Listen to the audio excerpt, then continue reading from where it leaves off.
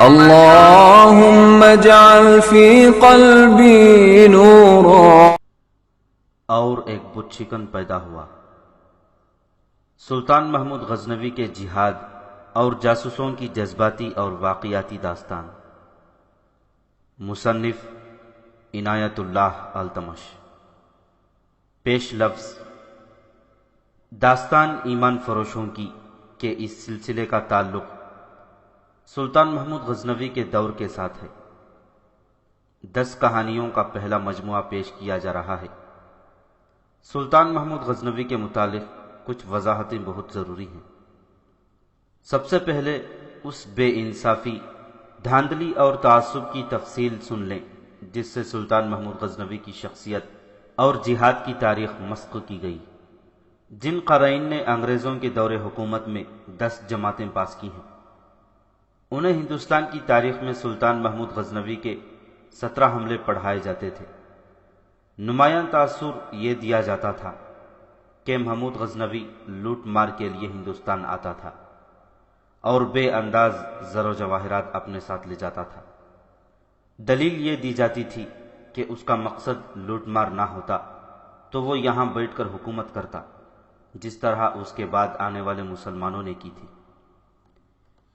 یہ صحیح ہے کہ اس کے پیشتر حملے ہندوستان کے بڑے بڑے مندروں پر ہوتے تھے، جہاں کے وہ بت توڑ کر واپس چلا جاتا تھا۔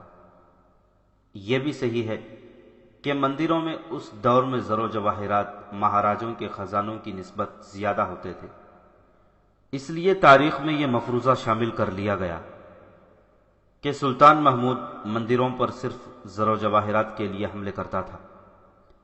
اس مفروضے کے ساتھ یہ جھوٹ شامل کر لیا گیا کہ بعض بت بہت بڑے سائز کے تھے جو اندر سے کھوکھلے تھے، ان کے اندر خزانے بھرے ہوئے تھے۔ تھانیسر اور سومناتھ کے بڑے بتوں کے متعلق خاص طور پر لکھا گیا ہے کہ اس کے اندر سونا بھرا ہوا تھا اور سونے کے لیے ہی سلطان محمود نے یہ بت توڑے تھے۔ غیر جانبدار اور غیر متصب مورخوں نے، جن کا تعلق یورپ سے تھا، اصل حقیقت بیان کی ہے۔ انہوں نے لکھا ہے کہ تمام بت ٹھوس تھے، ان میں سے جو زیادہ اہم اور مقدس تھے وہ بھی مٹی کے بنے ہوئے تھے اور ان پر کالسی چڑھائی گئی تھی۔ تھانیسر کے بت کو سلطان محمود نے اپنے ساتھ غزنی لے گیا تھا اور اسے توڑ کر اس کے ٹکڑے گھوڑ دوڑ کے میدان میں پھینک دیے تھے۔ سومناتھ کے بت کے متعلق غیر متصب مورخوں نے لکھا ہے کہ سلطان نے اس کے 2 ٹکڑے کیے، پھر 2 کے 4، 4 کے 8، 8 کے 16 اور 16 کے 32 ٹکڑے کر کے انہیں باہر پھینکا اور ان پر سے اپنی فوج گزاری تھی۔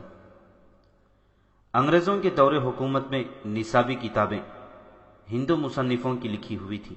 انگریزوں کا محکمہ تعلیم ان کتابوں کو منظور کر لیا کرتا تھا، کیونکہ خود انگریز کی دلچسپی اس میں تھی کہ مسلمانوں کی تاریخ کو مسخ کیا جائے۔ انگریزوں نے خود بھی ہماری تاریخ کا چہرہ مسخ کیا۔ سید احمد شہید کو ڈاکو کہا اور 1857 عیسوی کی جنگ آزادی کو ہندوستانی سپاہیوں کا غدر کہا۔ کلکتہ کا بلیک ہول انگریزوں کا من گھڑت اور بے سروپا قصبہ تھا۔ انگریزوں نے اپنے اس خدشے کو چھپا کر بھی نہیں رکھا کہ ہندوستان میں حکومت برطانیہ کے لیے اگر کوئی قوم خطرہ بن سکتی ہے تو وہ مسلمان ہیں۔ انگریزوں کا یہ خدشہ صحیح ثابت ہوا۔ ہندو سلطان محمود غزنوی کو مرد مجاہد اور بت شکن کیوں کہتے ہیں؟ ہندو تاریخ دانوں نے اورنگزیب عالمگیر کے ساتھ بھی یہی سلوک کیا ہے۔ انہوں نے انگریزی حکومت سے یہ فائدہ اٹھایا کہ سلطان محمود کے جہاد کو گھناؤنے طریقے سے نصابی کتابوں میں شامل کیا۔ یہی کتابیں مسلمان بچے بھی پڑھتے رہے۔ سلطان محمود کی تاریخ کو 17 حملوں تک محدود رکھا گیا۔ پاکستان عرض وجود میں آیا تو بھی وہی نصاب رائج رہا اور سلطان محمود غزنوی 17 حملوں کی وجہ سے ہی جانا پہچانا جاتا رہا۔ اب بھی آپ کو نصابی کتابوں میں وہی کچھ ملے گا جو انگریزوں کے دور میں لکھا گیا تھا۔ پاکستان میں نصابی کتابیں لکھ کر اسکولوں کالجوں کے لیے منظور کرانا ایک کاروبار ہے۔ ان میں لین دین کا خیال رکھا جاتا ہے، کھایا پیا جاتا ہے۔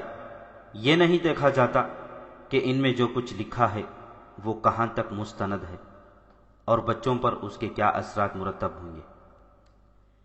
نصابی کتابوں کے علاوہ آزادی سے پہلے جو کتابیں عام مطالعہ کے لیے لکھی گئیں ان میں بھی سلطان محمود کو لٹیرا ہی ظاہر کیا گیا۔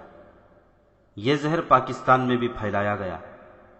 مثلاً 1978 عیسوی میں پاکستان میں انگریزی زبان میں ایک کتاب چھپی جو 1927 عیسوی میں ہندوستان میں چھپی تھی۔ اس کا مصنف جو علی گڑھ یونیورسٹی میں تاریخ اور سیاست کا پروفیسر رہ چکا ہے، یہ کتاب سلطان محمود غزنوی کی زندگی، اس کے کردار اور اس کے کارہائے نمایاں کا ایک تجزیہ اور مطالعہ ہے۔ پیش لفظ میں اس مسلمان مصنف نے لکھا ہے کہ مسلمانوں نے محمود غزنوی کو برگزیدہ شخصیت سمجھنا شروع کر دیا ہے، جس سے مصنف کو بہت تکلیف ہو رہی ہے۔ اس مصنف نے کتاب میں یہ ثابت کرنے کی کوشش کی کہ محمود غزنوی اپنے باپ سبکتگین کا بیٹا نہیں، اور یہ اسے خود بھی شک تھا، جس سے وہ بہت پریشان رہتا تھا۔ محمود غزنوی ایک لونڈی کے بطن سے پیدا ہوا تھا جو سلطان کے باپ سبکتگین کی بیٹی نہیں تھی۔ محمود غزنوی کو فروغ و تبلیغ اسلام کے ساتھ کوئی دلچسپی نہیں تھی۔ محمود غزنوی ہندوستان میں لوٹ مار کے لیے آیا کرتا تھا۔ محمود غزنوی روز حساب پر یقین نہیں رکھتا تھا۔ محمود غزنوی نے مرتے وقت لوٹی ہوئی تمام دولت کا اپنے سامنے ڈھیر لگوایا اور وہ بہت رویا۔ محمود غزنوی عام شہزادوں جیسا شہزادہ تھا اور شراب اور عورت کا شیدائی تھا۔ محمود غزنوی صرف ہندوؤں کے خلاف ہی نہیں بلکہ وہ مسلمانوں کے خلاف بھی لڑا، کیونکہ اس کا مقصد اپنی سلطنت کی توسیع تھی۔ اور ایسے ہی کچھ اور الزامات ہیں جو صرف ایک مصنف نے نہیں، بہت سے مصنفوں نے محمود غزنوی پر عائد کیے ہیں۔ ہمارے بچے اگر ان الزامات سے واقف نہیں تو پھر بھی سلطان محمود غزنوی کے متعلق اس سے زیادہ کچھ نہیں جانتے کہ اس نے ہندوستان پر 17 حملے کیے تھے۔ سلطان محمود غزنوی اگر واقعی بت شکن تھا اور وہ ہندوستان میں اسلام پھیلانا چاہتا تھا تو اس نے یہاں بیٹھ کر حکومت کیوں نہ کی؟ اس سوال کا جواب آپ کو ان کہانیوں میں ملے گا جو ہم پیش کر رہے ہیں۔ وہ جب ہندوستان میں آتا تھا تو پیچھے مسلمان حکمران غزنی کی سلطنت پر کہیں نہ کہیں حملہ کر دیتے تھے۔ سلطان صلاح الدین ایوبی کی طرح سلطان محمود کے بھی اپنی قوم میں دشمن موجود تھے جو اس موقع کی تلاش میں رہتے تھے کہ سلطان ادھر ادھر ہو تو غزنی پر قبضہ کر لیا جائے۔ ہندوستان میں ہر فتح کے ساتھ ہی اسے پیغام ملا کرتا تھا کہ غزنی پر فلاں نے حملہ کر دیا ہے۔ یہ ایک مسلسل خانہ جنگی تھی جو سلطان محمود کو لڑنی پڑی۔ وہاں ایمان فروشوں کی کمی نہیں تھی۔ انہوں نے سلطان محمود کو کبھی مہلت ہی نہ دی کہ وہ ہندوستان میں باقاعدہ اپنا دارالحکومت قائم کر سکتا۔ یہ تو کہا گیا ہے کہ سلطان محمود نے ہندوستان پر حملے کیے تھے، مگر یہ کم ہی کتابوں میں لکھا گیا ہے کہ ہندوؤں نے غزنی پر کتنے حملے کیے تھے۔ حملوں میں پہل ہندوؤں نے کی تھی۔ مہاراجہ جے پال نے غزنی پر پہلا حملہ سلطان سبکتگین کے دور حکومت میں کیا تھا۔ سلطان سبکتگین کی زندگی نے وفا نہ کی۔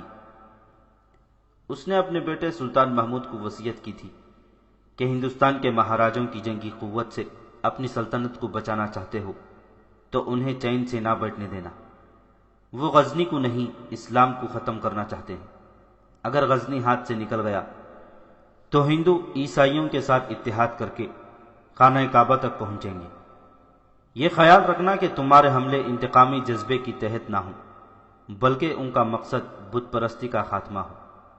ہندوستان میں محمد بن قاسم کے وقت کے مسلمانوں کو زبردستی ہندو بنایا جا رہا ہے، تم ہندو مت کا خاتمہ کرو۔ البیرونی، فرشتہ، درویزی، عتبی، بہیقی اور ان جیسے کئی اور مورخوں نے متفقہ طور پر لکھا ہے کہ محمود غزنوی اولیاء کا معتقد تھا اور وہ اس وقت کے ایک ولی شیخ ابو الحسن خرقانی کا مرید تھا۔ اس وقت کی تحریروں سے پتہ چلتا ہے کہ سلطان شیخ خرقانی کے ہاں جایا کرتا تھا، لیکن اس نے کبھی یہ ظاہر نہ ہونے دیا کہ وہ خود سلطان محمود ہے۔ وہ خرقانی کے ہاں اپنے آپ کو سلطان محمود کا قاصد یا ایلچی ظاہر کیا کرتا تھا۔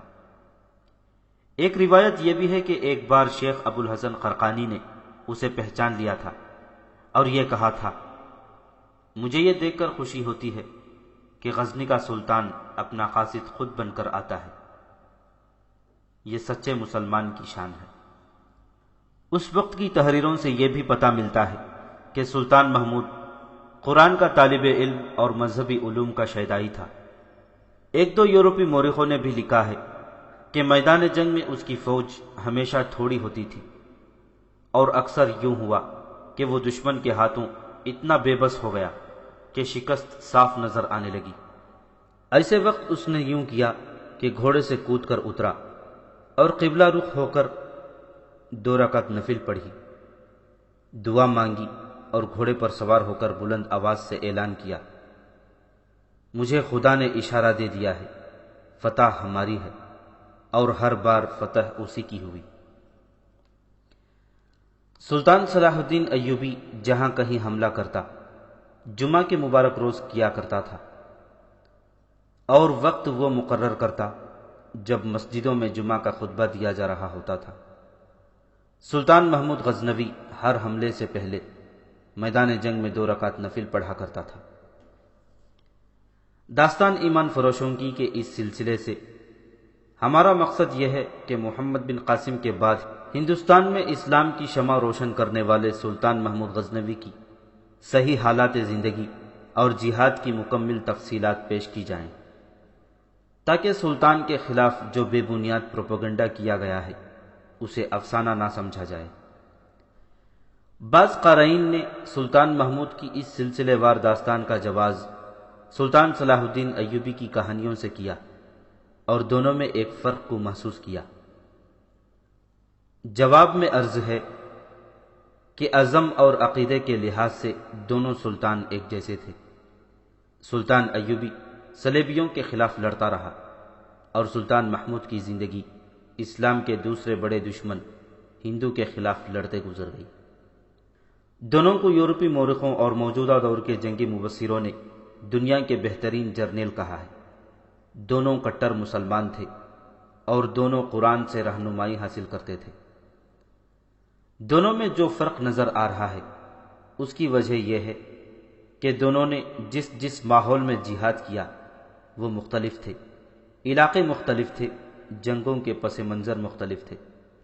سلطان ایوبی کے دور میں صلیبیوں اور یہودیوں نے اپنی حسین اور تربیت یافتہ لڑکیاں مسلمان علاقوں میں بھیج رکھی تھیں اور ان کے جاسوس بھی موجود اور سرگرم رہتے تھے۔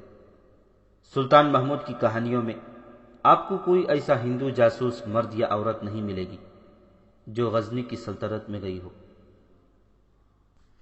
مہاراجے اپنے جاسوس غزنی نہیں بھیجتے تھے، اس کے برعکس ہندوستان کے بڑے بڑے شہروں میں سلطان محمود کے جاسوس موجود رہتے تھے، یہاں کے مسلمان ان کی مدد کرتے تھے۔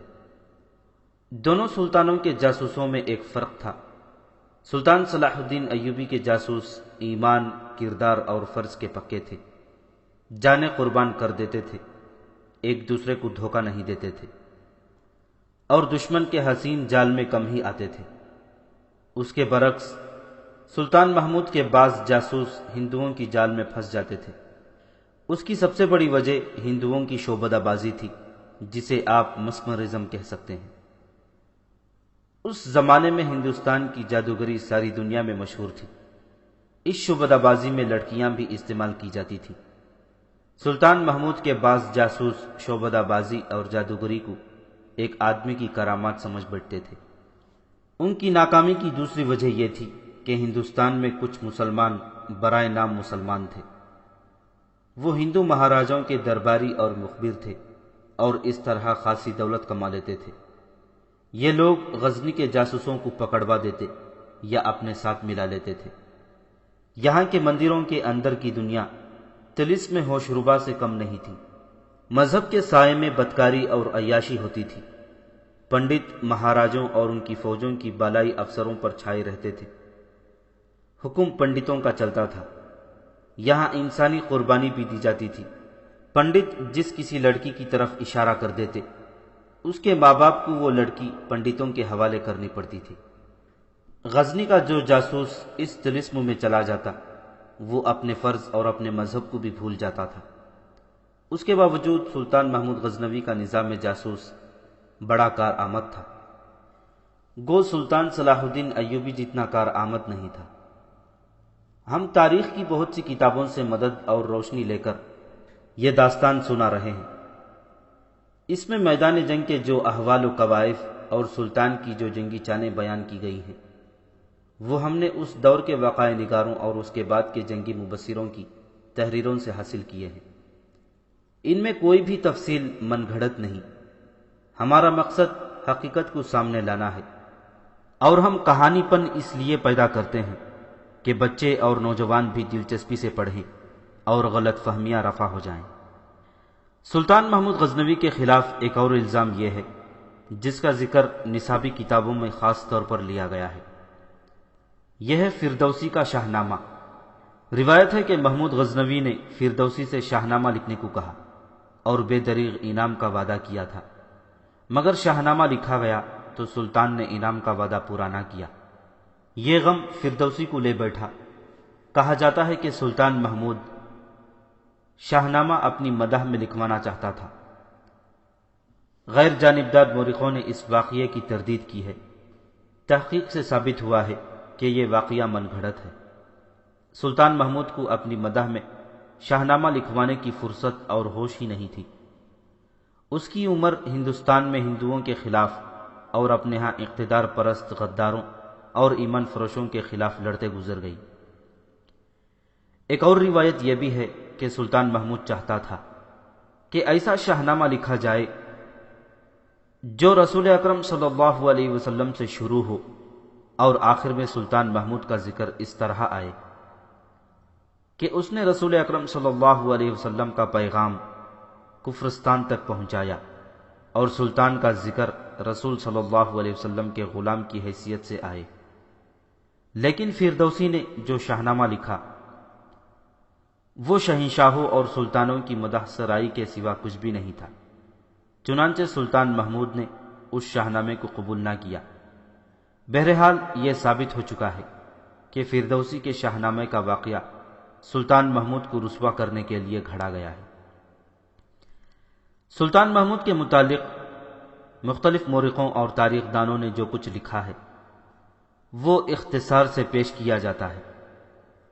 سلطان ہٹ کا پکا تھا، اپنا ارادہ پورا کر کے رہتا اور مخالفت کم ہی برداشت کرتا تھا، لیکن اپنے افسروں کے مشوروں اور تجاویز پر اور ان کے ذاتی مسائل اور امور پر غور کرتا اور کام کی کوئی تجویز رد نہیں کرتا تھا۔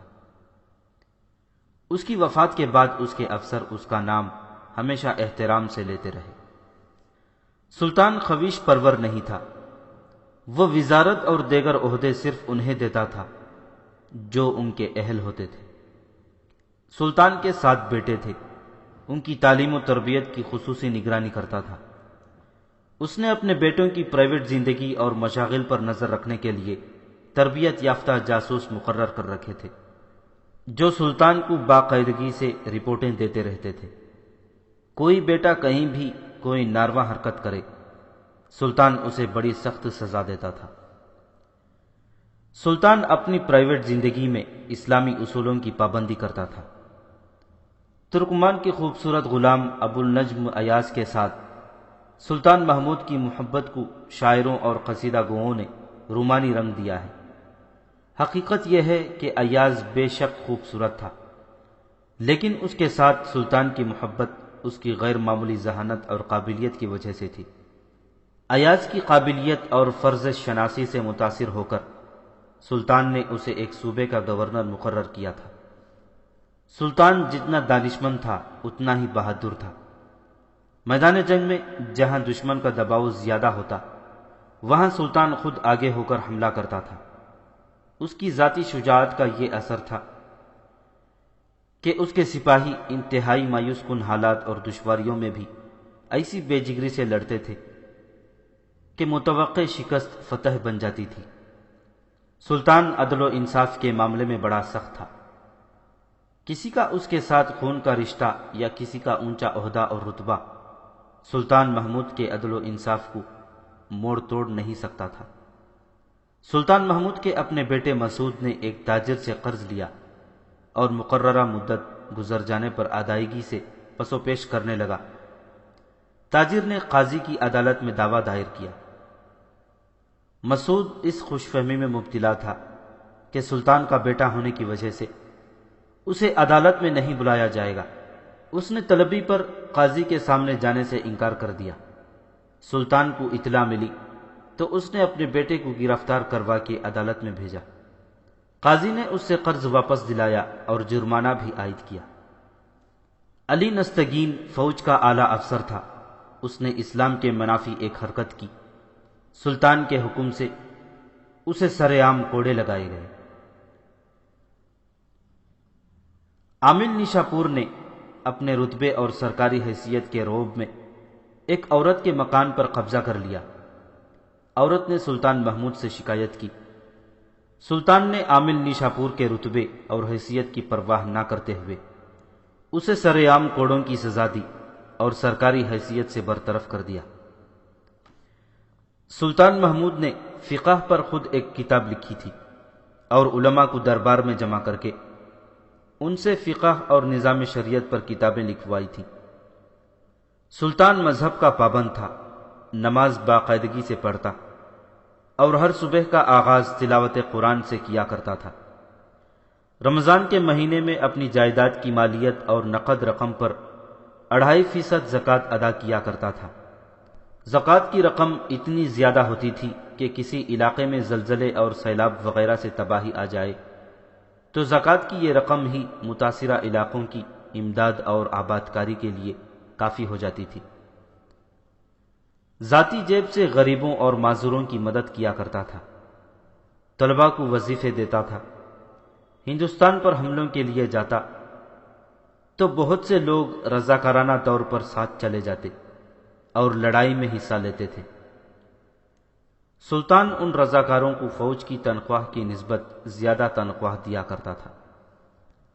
لڑائی کیسی ہی خوفناک صورت کیوں نہ اختیار کر لے اور دشمن کا دباؤ کتنا ہی کیوں نہ بڑھ جائے، سلطان محمود تیمم کر کے نماز پڑھ لیا کرتا تھا۔ وہ حج کے لیے ترستا رہا، لیکن مجبوریاں ایسی تھیں کہ اس کی یہ خواہش پوری نہ ہو سکی۔ حاجیوں کے جو قافلے حج کو جاتے اور آتے تھے ان کی حفاظت کے لیے فوجی دستے بھیجا کرتا تھا۔ بدو قافلوں پر حملے کرتے تھے۔ سلطان نے ڈاکوؤں کے سرداروں کے ساتھ یہ سودا کر لیا تھا کہ حاجیوں کے قافلے پر وہ حملے نہ کریں، اس کے بجائے غزنی کے خزانے سے رقم لے لیا کریں۔ سنی عقیدے کے خلاف کوئی بات برداشت نہیں کرتا تھا۔ سلطان نے افسر مقرر کر رکھے تھے جو ان لوگوں کو سزا دیتے تھے جو سنی عقیدے کے خلاف کوئی نیا عقیدہ پھیلاتے پکڑے جاتے تھے۔ باطنی اور قراستی عقیدوں کے پیروکاروں اور مبلغوں کو وہ بڑی سخت سزائیں دیتا تھا، پھر بھی باز نہ آتے تو انہیں سر عام سزائے موت دی جاتی تھی۔ باطل عقیدوں کے ساتھ مبلغوں کو سلطان نے زندہ جلا دیا تھا۔ اس نے باطنی قراستی فرقوں کی تمام کتابیں سارے ملک کی تلاشی لے کر جمع کی اور آگ لگا دی۔ سلطان نے ہندوستان میں ہندوؤں کو کبھی بھی اسلام قبول کرنے کا حکم نہ دیا۔ یہ کام عالم اور مبلغ کرتے تھے جو سلطان کی فوج کے ساتھ جایا کرتے تھے۔ اس نے ہندوستان میں ویران مسجدیں آباد کی اور نئی مسجدیں تعمیر کی اور مبلغوں سے کہا کہ وہ ہندوؤں کو اسلام سے روشناس کرائیں۔ سلطان کی فوج میں جو ہندو دستے تھے ان کے لیے غزنی میں اس نے مذہبی آزادی کا حکم دے رکھا تھا۔ اس سلوک سے متاثر ہو کر بہت سے ہندوؤں نے اسلام قبول کر لیا تھا۔ سلطان محمود غزنوی کی تاریخ کو مسخ کر کے اسے رسوا کرنے اور زر و جواہرات کا لٹیرا ثابت کرنے میں ہندوؤں کے علاوہ ان مسلمانوں کا بھی ہاتھ ہے جو عہدوں، اقتدار، زر و جواہرات اور سلطانی کے خواہش مند تھے۔ ہم یہ ایک اور بت شکن پیدا ہوا کا سلسلہ پیش کر رہے ہیں۔ ان میں آپ کو وہ تمام لوازمات ملیں گے جو آپ کے اور آپ کے نوجوان نسل کے اس مطالبے کو پورا کرتے ہیں کہ کہانی تفریحی انداز میں لکھی جائے، اس میں سنسنی خیزی اور سسپنس ہو اور یہ جذبات میں ہلچل مچا دے۔ ساتھ ہی ساتھ یہ کہانیاں اس قومی جذبے کو بھی زندہ و بیدار کریں گی جسے ہمارے ملک میں ذہنی لذت مہیا کرنے والی فحش کہانیوں سے ختم کیا جا رہا ہے۔ عنایت اللہ التمش۔ اور ایک بت شکن پیدا ہوا۔ 1 نومبر 971 عیسوی بمطابق 10 محرم 357 ہجری کے روز امت رسول اللہ صلی اللہ علیہ وسلم کا وہ مرد مجاہد پیدا ہوا جسے تاریخ بت شکن کے خطاب سے پہچانتی ہے۔ یہ تھا سلطان محمود غزنوی۔ 10 صدیاں گزر گئی ہیں، محمود غزنوی کا نام زندہ ہے، وہ پیغام زندہ ہے جو وہ غزنی سے لے کر اس وقت ہندوستان میں آیا تھا جب یہ کفرستان تھا اور یہاں برہمن اور اس کے خداؤں کی بتوں کی حکمرانی تھی۔ یہ وہ عظیم پیغام تھا جو خدائے ذوالجلال نے اپنے رسول صلی اللہ علیہ وسلم کو غار حرا میں دیا تھا۔ یہ پیغام ایک شمع تھی جسے غار حرا کی تاریکی نے نور بخشا تھا۔ اللہ کے سوا کوئی معبود نہیں اور محمد خدا کے رسول ہیں، اور یہ بھی کہ کوئی انسان کسی انسان پر حکومت نہیں کر سکتا۔ محمود غزنوی کا نام زندہ ہے، عظیم پیغام زندہ ہے، سومناتھ زندہ ہے، ہندوستان کے وہ سارے مندر، وہ بت کدے زندہ ہیں جن کے بت غزنی کے محمود نے توڑ کر باہر پھینکے اور ان کے پجاریوں سے کہا تھا کہ مٹی اور پتھر کے بت انسان کے خدا نہیں ہو سکتے، ان میں خدائی کی ذرا سی بھی رمق باقی ہے تو انہیں کہو کہ اپنے ٹوٹے ہوئے ٹکڑے جوڑ کر میرے جسم کے ٹکڑے کر دے۔ بتوں کے ٹکڑے نہ جڑ سکے، محمود کے ٹکڑے نہ ہو سکے۔ محمود نے ان ٹکڑوں کے اوپر سے اپنی فوج گزاری، پیادہ بھی سوار بھی۔ اس نے تھانیسر میں بھی یہ مظاہرہ کیا، سومناتھ میں بھی کیا۔ برہمن کے خدا اسلامی فوج کے پاؤں تلے پس کر مٹی کے ذرے اور پتھر کے ریزے بن گئے۔ پھر محمود غزنی میں مر گیا۔ ہندوستان کے مندروں کی گھنٹیاں اور شنکھ بج اٹھے۔ برہمن نے ٹوٹے ہوئے بتوں کی جگہ نئے بت کھڑے کر دیے۔ پورے 1000 سال بعد دسمبر 1971 میں اسی ہندوستان سے اپنی بت کدے سے یہ آواز اٹھی، ہم نے اسلامی شجاعت اور روایات کا بت توڑ دیا ہے۔ گزرے ہوئے ماہ و سال میں ہمارے کئی اور بت ٹوٹ گئے ہیں، ایمان کا بت، قوی کردار کا بت، وقار کا بت، روایات کا بت، امت رسول صلی اللہ علیہ وسلم کی وحدت کا بت۔ ہمارا کوئی بت سلامت نہیں رہا۔ برہمن کے بڑے ہی حسین بتوں نے ہم پر ایسا طلسم طاری کیا ہے کہ ہم سب بھری مٹی کے بت بن گئے ہیں جنہیں خود پیدا کردہ آندھیاں کھاتی اور اڑاتی چلی جا رہی ہیں۔ وہ مسجدیں جو محمود غزنوی نے یہاں بنائی تھیں وہ ویران ہیں، وہ بت خانے جو اس نے ویران کیے تھے وہ آباد اور پر رونق ہیں، اور بت یہ تانے دے رہے ہیں کہ مسلم کا خدا کوئی نہیں۔ باطل کے بت توڑنے والے کیسے ہوتے ہیں؟ حق کا بت کس طرح ٹوٹتا ہے؟ ان سوالوں کا جواب ڈھونڈنے کے لیے ماضی کے ان تاریک گوشوں کو کھوجنا ضروری ہے جن تک تاریخ کی آنکھ نہیں پہنچتی، اور چونکہ ان گوشوں تک تاریخ کی آنکھ نہیں پہنچتی اور سچائی اتنی گوشوں میں ہوتی ہے، اس لیے باطل ان گوشوں پر تاریکی کے زیادہ دبیز پردے ڈال دیتا ہے کہ سچائی دبی رہے۔